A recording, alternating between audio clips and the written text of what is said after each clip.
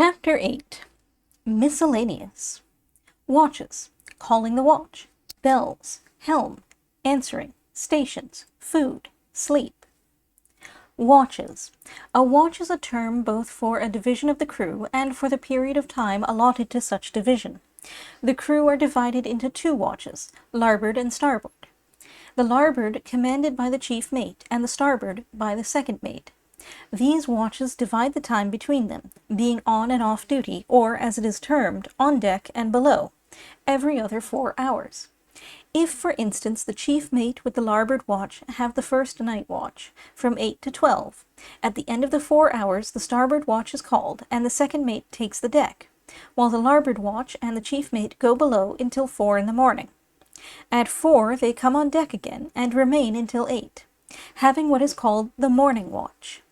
As they will have been on deck 8 hours out of the 12, while the starboard watch, who had the middle watch from 12 to 4, will only have been up 4 hours, they are entitled to the watch below from 8 till 12, which is called the forenoon watch below. Where this alternation of watches is kept up throughout the 24 hours, 4 hours up and 4 below, it is called having watch and watch. This is always given in bad weather, and when day's work cannot be carried on. But in most merchant vessels it is the custom to keep all hands from 1 p.m. until sundown, or until 4 o'clock. In extreme cases, also, all hands are kept throughout the day, but the watch which has had 8 hours on deck at night should always be allowed a forenoon watch below, if possible. The watch from 4 to 8 p.m. is divided into 2 half watches of 2 hours each, called dog watches. The object of this is to make an uneven number of watches, 7 instead of 6, otherwise the same watch would stand during the same hours for the whole voyage, and those who had 2 watches on deck the first night would have the same throughout the trip. But the uneven number shifts the watches.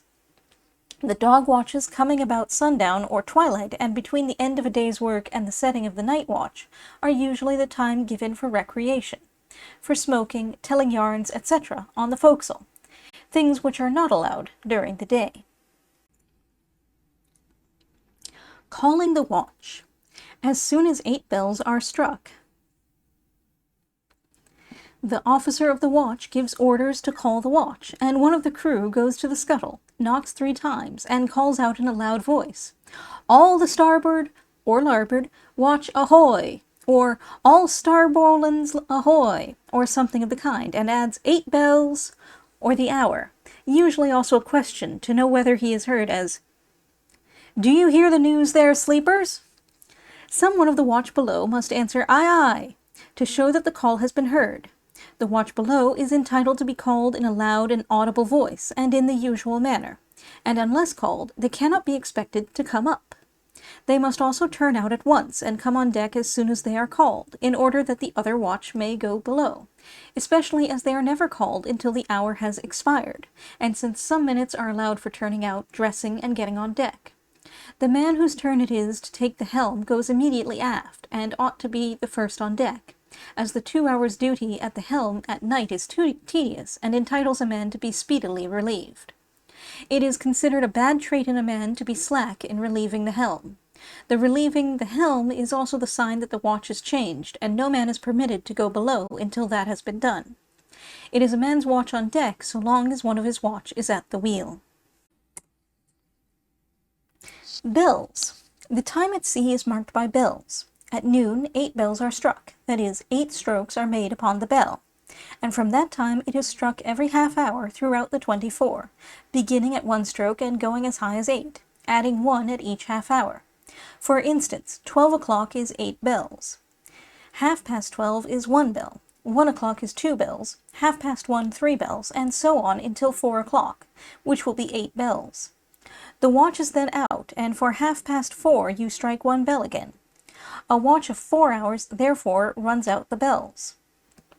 It will be observed also that even bells come at the full hours, and the odd bells at the half hours. For instance, 8 bells is always 12, 4, or 8 o'clock, and 7 bells always 3:30, 7:30, or 11:30. The bells are sounded by 2 strokes following one another quickly, and then a short interval, after which 2 more, and so on. If it is an odd number, the odd one is struck alone, after the interval. This is to make the counting more sure and easy, and by this means you can, at least, tell whether it is an hour or a half hour. Helm. Neither the master nor mates of a merchant vessel ever take the helm. The proper helmsmen are the able and ordinary seamen. Sometimes the carpenter, sailmaker, etc., if they are seamen, are put at the helm, also the boys in light winds for practice. Each watch steers the ship in its turn, and the watch on deck must supply the helmsman, even when all hands are called.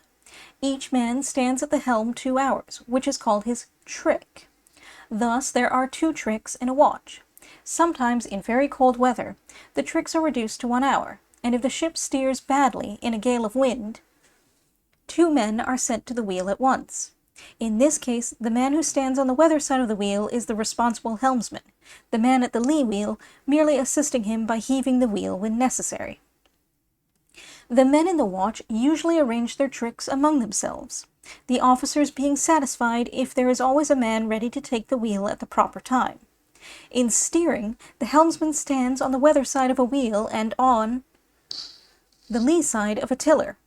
But when steering by tiller ropes with no hitch round the tiller head, or with a tackle, as in a heavy gale and bad sea, when it is necessary to ease the helm a good deal, it is better to stand up to windward and steer by the parts of the tackle or tiller ropes.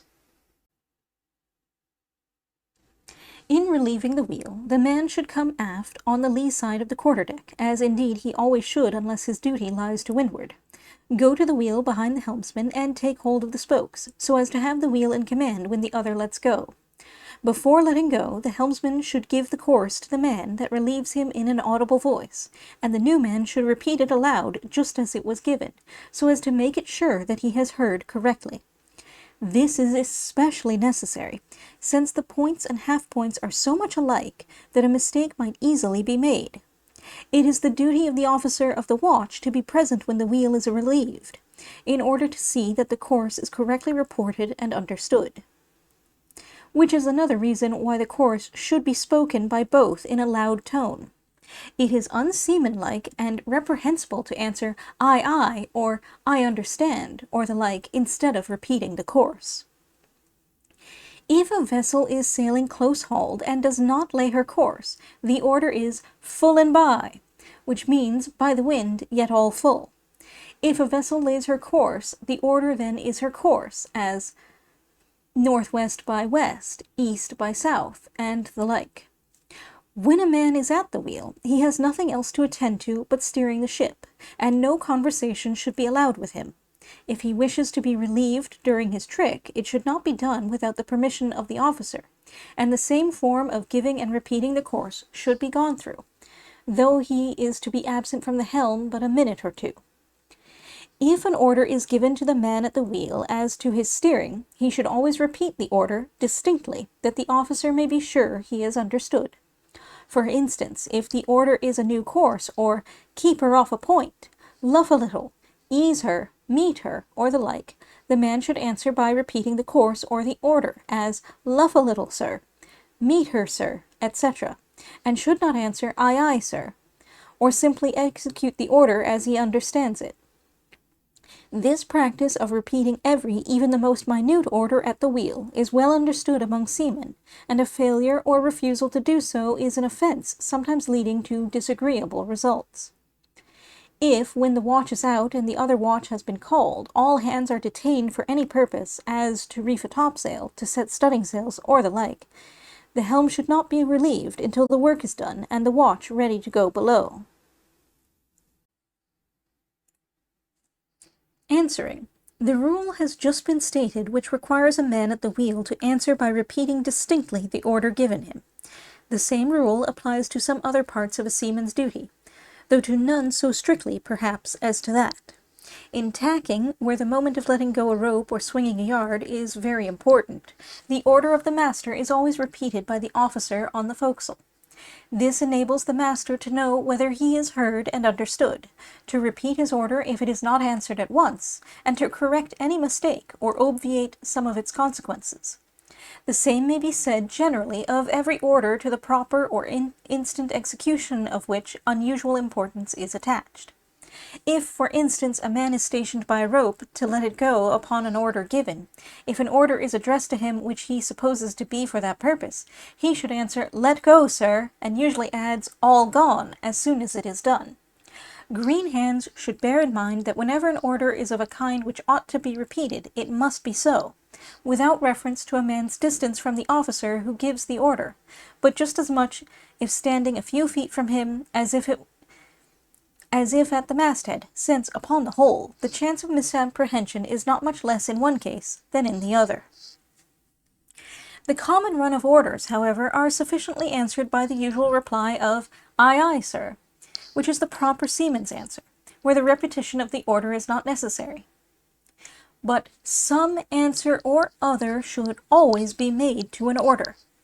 This is a rule difficult to impress upon beginners, but the reasonableness of it is obvious, and it is well understood among all seafaring persons. And even though an officer should see that the man was executing his order, he still would require, and has a right to demand, a reply. The rule is as strictly observed by the master and officers between themselves as it is required by them of the men. For the reason is the same. It is almost unnecessary to say that the addition "sir" is always to be used in speaking to the master or to either of the mates.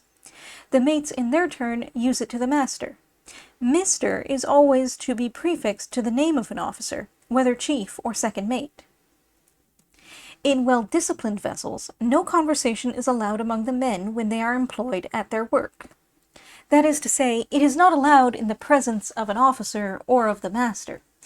And although when 2 or more men are together aloft, or by themselves on deck, a little low conversation might not be noticed, yet if it seemed to take off their attention, or to attract the attention of others, it would be considered a misdemeanor. In this respect, the practice is different in different vessels. Coasters, fishermen, or small vessels on short voyages do not preserve the same rule. But no seaman who has been accustomed to first-class ships will object to a strictness as to conversations and laughing, while at day's work, very nearly as great as is observed in a school. While the crew are below in the forecastle, great license is given them, and the severest officer will never interfere with the noise and sport of the forecastle, unless it is a serious inconvenience to those who are on deck. In working ship, when the men are at their stations, the same silence and decorum are observed.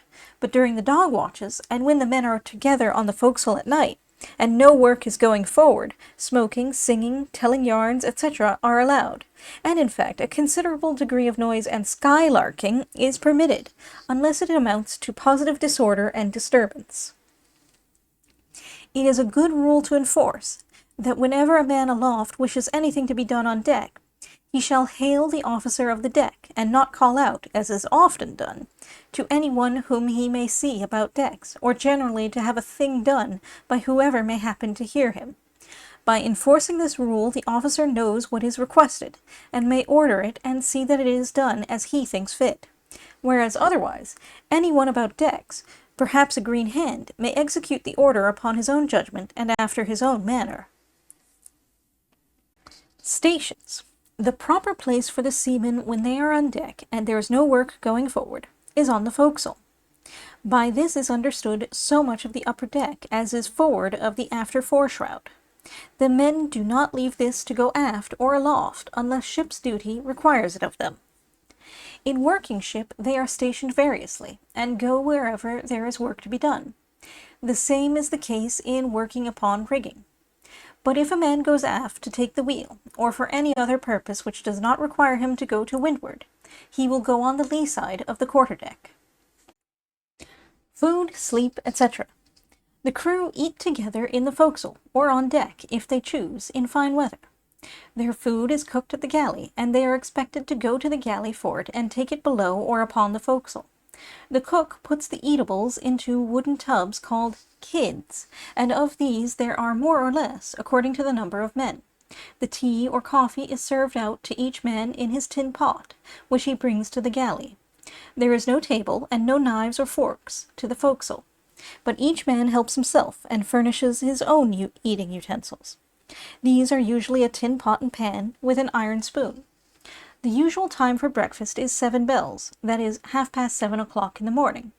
Consequently, the watch below is called at 7 bells, that they may get breakfast and be ready to take the deck at 8 o'clock. Sometimes all hands get breakfast together at 7 bells, but in bad weather, or if watch and watch is given, it is usual for the watch below to breakfast at 7 bells, and the watch on deck at 8 bells, after they are relieved. The dinner hour is 12 o'clock, if all hands get dinner together. If dinner is got by the watch below is called for dinner at 7 bells, 11:30, and the other watch dine when they go below, at 12. If all hands are kept in the afternoon, or if both watches get supper together, the usual hour is 3 bells, or 5:30. But if supper is got by the watch, 3 bells is the time for one watch, and 4 for the other. In bad weather, each watch takes its meals during the watch below, as otherwise the men would be liable to be called up from their meals at any moment. As to the time allowed for sleep, it may be said generally that a sailor's watch below is at his own disposal to do what he chooses in, except, of course, when all hands are called. The meal times and time for washing, mending, reading, writing, etc., must all come out of the watch below, since, whether there is work going forward or not, a man is considered as belonging to the ship in his watch on deck. At night, however, especially if watch and watch is not given, it is the custom in most merchant vessels, in good weather, to allow the watch to take naps about the decks, provided one of them keeps a lookout, and the rest are so placed that they can be called instantly. This privilege is rather a thing winked at than expressly allowed, and if the man who has the lookout falls asleep, or if the rest are slow in mustering at a call, they are all obliged to keep awake. In bad weather also, or if near land, or in the track of other vessels, this privilege should not be granted. The men in each watch usually arrange the helms and lookouts among themselves, so that a man need not have a helm and a lookout during the same watch. A man should never go below during his watch on deck, without permission, and if he merely steps down into the forecastle for an instant, as to get his jacket, he should tell someone, who may speak to him at once if the watch is called upon.